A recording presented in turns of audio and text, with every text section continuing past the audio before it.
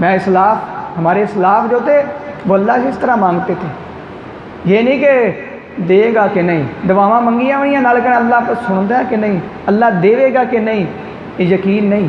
نبی علیہ الصلوۃ والسلام نے فرمایا تھا، آپ نے فرمایا اللہ سے جب مانگو یقین کامل کے ساتھ مانگو، اور جب رب سے مانگو تو بڑا ہی، جس طرح نماز کے اندر بیٹھتے نا، بڑے دھیان کے ساتھ متوجہ ہو کے رب سے مانگا کرو۔ ہم کیا کس طرح مانگتے ہیں؟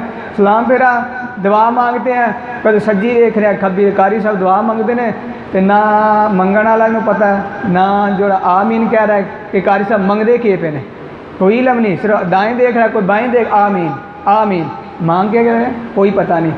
ایسی دعا اللہ قبول ہی نہیں فرماتا۔ ہمارے مانگنے کے اندر کمی ہے، اللہ کے دینے کے اندر، عطا کرنے میں اللہ کمی نہیں کرتا، دیر نہیں کرتا۔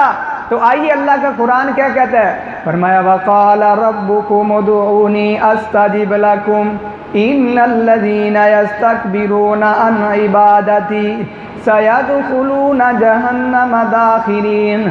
اپنا رابطہ اللہ کے ساتھ مضبوط کیجئے۔ جب اللہ کے ساتھ رابطہ مضبوط ہے، اللہ کریم آپ کو سکون بھی دے گا، اللہ کریم سدا آپ کو عروج بھی دے گا۔ وہ سکون بادشاہوں کو محل کے اندر نہیں ملے گا جو آپ کو ملے گا، وہ بلندی آسمانوں کو نہیں ملی جو آپ کو ملے گی۔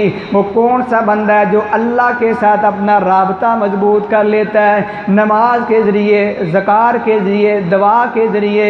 دوسرا کام جو کرنے والا ہے وہ ہے انسانوں کے ساتھ اپنا رابطہ مضبوط کرے، رابطہ درست کرے، ان کا احترام کرے، ان کا ادب کرے، ان کے حقوق ادا کرے۔